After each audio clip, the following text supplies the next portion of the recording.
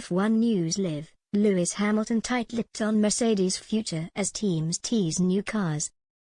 Speculation over Lewis Hamilton's future in Formula One continues to dominate the sport ahead of the upcoming 2022 season, with the seven-time world champion remaining tight-lipped since his controversial loss in Abu Dhabi.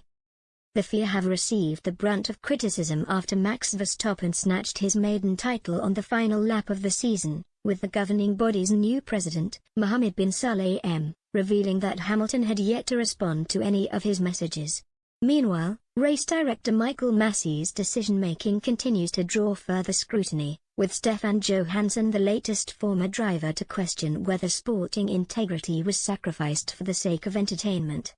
Red Bull chief Christian Horner insisted the sport should move on from the drama in Abu Dhabi and, although the fallout will continue, attention is now turning towards the beginning of the new season in March as teams start to tease images of their cars. Mercedes tweeted a cryptic image of Hamilton, too, with the caption, "Adversity causes some to break, others to break records," in the clearest hint yet that the Briton will be back for another bid to break Michael Schumacher's record.